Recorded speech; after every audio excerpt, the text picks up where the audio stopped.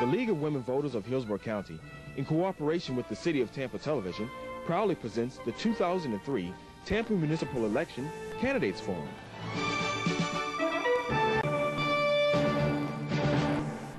Hello, I'm Christine Smith of the League of Women Voters of Hillsborough County. Thank you for joining us. The City of Tampa municipal election is Tuesday, March 4th. This forum is with candidates running for Tampa City Council, District 2. The candidates are Kelly Benjamin and Rose Ferlita. This office has a term of 4 years and an annual salary of $28,000 and will begin with Kelly Benjamin. Mr. Benjamin? Yes. Hi, my name is Kelly Benjamin. I'm running for Tampa City Council in District 2. I'm a grassroots candidate. I've lived my entire life here in Tampa, Florida. I was born and raised here, and I recently graduated the University of South Florida with an anthropology degree with a focus on urban studies. And I'd like to take that information that I've gleaned up there and apply it down in the City Council arena. I think there's a lot of issues in City Hall right now, particularly that have been neglected and ignored for quite some time. For instance, public transportation, I believe, is 30 years behind in Tampa, and I think that there needs to be more focus and more funding for public transportation. Thank you, Mr. Benjamin. Okay. Next is Rose Ferlita. Hello, ladies and gentlemen. I am Rose Ferlita. I am your current City Council member, District 2, citywide. I am a native of Tampa. I was born here, and I've been here for 57 years. I attended Loyola University in New Orleans and received my degree in pharmacy from the University of Florida in Gainesville. I am a pharmacist, owner of Rose Drugs in Southeast Seminole Heights. I have 36 years of corporate and small business experience, and I'm excited about the opportunity to rebid for your District 2 city election. Thank you. Thank you, candidates. We'll now begin the first phase of our forum with questions from our panel. The first question will be directed to Rose Ferlita by George Wilkins of the Tampa Tribune. Ms. Ferlita, you will have 1 minute to respond. Ms. Ferlita, some accuse the city of cherry-picking, annexing new Tampa land destined for upscale modern developments that will need little municipal attention. It is often said that such developments are merely cash cows, and the city residents there will receive little for their municipal tax dollar. What can be done to rectify this situation? Sir, I think we have to have a very comprehensive look at what we annex and why, and what we bring to the table and what it offers the city. I don't believe that we necessarily cherry-pick. Obviously, when you bring something into your fold, you want a return on your investment. You want to make sure that the tax revenue is generated sufficiently to justify the fact that you have done that. I think the city and me personally should look at annexation even in areas of smaller incomes because they have perhaps capabilities or potentials later to serve the city in terms of a return investment. I don't think that's the appropriate attitude, and that certainly has not been my impression about annexation or how it should go. Okay, next, Mr. Benjamin, you will have 1 minute to respond also. I think that there's a very valid point about these cherry-picking of more wealthy neighborhoods to be annexed. I think right now, as it is, before any annexation should be considered, we need to make sure that a fair portion of the city's budget and resources go into neighborhoods that have been neglected for quite some time. I know in East Tampa and in District 5, there are deplorable conditions over there. People who still don't have a lot of city services, without street lights, without sidewalks, without curbs. And I think that a lot of the city's gentrification efforts have been meant to really bring in a higher tax base instead of necessarily bringing in people who could benefit from the city's resources. So I think that that's a huge issue that needs to be addressed down at City Hall. And Ms. Ferlita, you will have 30 seconds for a rebuttal. It was my understanding he was rebutting what I had just talked about. Would you repeat the question then? Some accuse the city of cherry-picking, annexing new Tampa land destined for upscale modern developments that will need little municipal attention.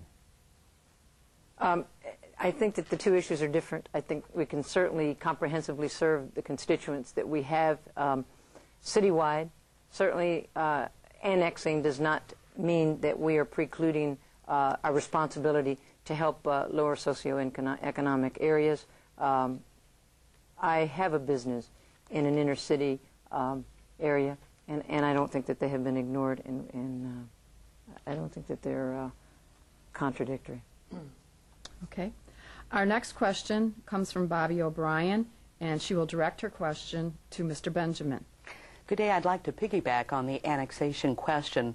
Some observers might say that Part of that annexation includes gated neighborhoods, and tax dollars have gone to pave roads in gated neighborhoods that don't have, where the regular public does not have access. Do you agree with this policy? And if you don't, how would you change it? I definitely don't agree with that policy, and I would like to see more information about that, especially once I get elected to Tampa City Hall, because I absolutely feel, as it is right now, a lot of the disproportionate funding for different districts is very segregatory. It's very specific to certain areas that benefit more of a wealthy elite, and as we said in the last area, city services should be provided for everybody. It definitely should not go into paving gated communities that only perpetuates this isolationism in the city of Tampa. And this is something that I will definitely promise you I will address down at City Hall. Next, Ms. Ferlita, would you please answer that question? Yes, in regards to gated communities, there was an issue not too long at Council, not too long ago, where there was an area in New Tampa that had gated their community, but they wanted to take ownership of their community. In that case, if they want the elaborate gating entrance, then I think it's okay if they go ahead and assume responsibility to bear the cost of that. In any other city, be it from Coburg Isles to the east side or any place, I don't think that any neighborhood should be gated. I don't think it should give our community the misinterpretation that this is something that is privatized. Those streets are city streets funded by city and taxpayer dollars. They should be available to everyone regardless of their home, location, or the area in town in which they live. Okay, and Mr. Benjamin, you have 30 seconds for rebuttal on the same question. If they're gated communities, they obviously don't serve everybody in town. They only serve a certain portion of the people in town. And I think that it's very important to address this. I think as it is, as we've seen for a long time now, there is a disproportionate amount of the city's funding that is going into serving a very minute elite portion of the population. We need to deal with this. This is a very important issue in any democracy, in the bedrock of any democracy. We cannot have this kind of disproportionate allocation of funds. Thank you. Okay, and our next question to the candidates will come from Chloe Coney and will be directed first to Rose Ferlita. Ms. Ferlita, in working closely with residents in the urban core, I know that there is a street-level drug ordinance that's being presented to the City Council. What is your position on that ordinance? My position is I am in support of it. The precursor ordinance has some relief valves or safety valves. Certainly nobody on council, in terms of the sitting council, wants to do anything that's discriminatory to any part of the community. I happen to have a business in Southeast Seminole Heights, and the neighbors there are crying for assistance because they are riddled by drug situations. We looked at it. We wanted to make sure it was defensible. We wanted to make sure it was fair. And we reevaluated it, and just last week we came up with the final version that makes it citywide. It is simply a tool. There are some warnings put in. There are some exclusions. It is simply not a discriminatory tool to do anything to anybody that is not dealing in drugs. I think it's long overdue. I think it's a complement to other areas. We certainly need to look at the drug situation in terms of rehabilitation as well. There are just many factors that we use. But as a community and as a council member who needs to protect the citizenry, we have to look at rehabilitation, prophylaxis, or precursors. Thank you, Ms. Ferlita. Mr. Benjamin? Yes, I've spoken to the council on this ordinance down at City Hall last week. What I would like to say is pretty simple and basic. Rehabilitation and education, not incarceration. We need economic development in these areas, not displacement. I think this is a localized perpetuation of an already failed drug war, and what we need to do is work on the core reason why these people are out here on the streets to begin with, not locking them up without trying to put funding and city resources into great rehabilitation projects like Tampa Bay Academy of Hope, youth services like YO, Youth Opportunity. Thank you very much. Things like that. Thank you.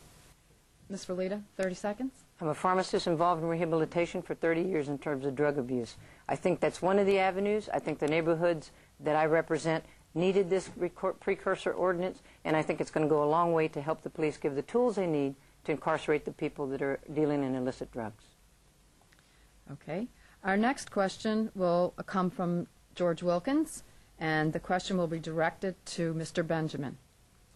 Mr. Benjamin, the long-planned east-west connector road to alleviate congestion on Bruce B. Downs in New Tampa is viewed by many as a necessary solution, but others, primarily residents of West Meadows and some environmentalists, think it should follow a different alignment or is totally unnecessary in the wake of certain other traffic improvements. What is your opinion?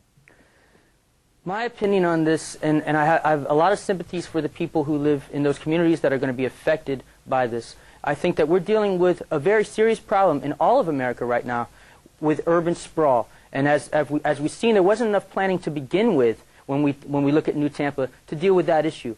Unfortunately, right now, this might be the necessary thing to alleviate some of the congestion on Bruce B. Downs and the roads leading up to New Tampa. But I would like to focus on, and I think the City Council needs to focus on, public transportation and making more focus on pedestrian-friendly mass transit rail systems that would reach all the way up there, and more community-based transportation systems. I think that sprawl is unsustainable. We cannot continue to live in a car culture. We cannot continue to have growth that is based around the automobile. So I would like to see more information on both sides before I make a permanent decision about the east-west road. Unfortunately, it might be necessary. Ms. Ferlita, your turn. Yes, I definitely support the east-west connector road in its current configuration. In terms of environmentalist issues and in terms of the West Meadow community, we have safeguards. There is a walkover so the pedestrians can walk and not have the risk of injury. Also, the speed limits will be maintained at the same speed as they are now. We are in the process of PD&E, and once that's done, certainly to support itself, it's going to have to be a toll road. But based on the needs of New Tampa, I am definitely in support of its configuration as it stands. Okay, and Mr. Benjamin, you will have 30 seconds for rebuttal. It's not just the environmental issues. I think it's the whole sociology involved with urban sprawl, the isolationism involved with continuing to expand the city limits and the growth outside of the urban service area in Tampa. We need to look at this from all facets. This is a very huge dynamic issue. We cannot just say, this road leading through here is going to solve the problems of congestion, of sprawl in these communities. This needs to be dealt with from a big picture. There's some great books written on this subject. I'm a proponent of smart growth. Thank you, Mr. Benjamin. Thank you. Our next question will come from Bobby O'Brien, and it will be directed first to Rose Ferlita.